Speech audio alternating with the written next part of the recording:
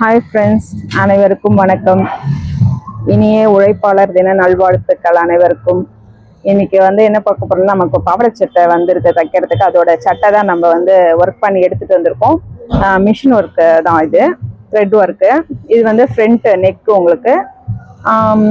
இது back neck, ரெண்டு சைடும் ஒரு பேக்கில், ஏன்னா ஓப்பன் வருது இல்லைங்களா, அதனால ரெண்டு சைடு பேக் நெக் இருக்குது.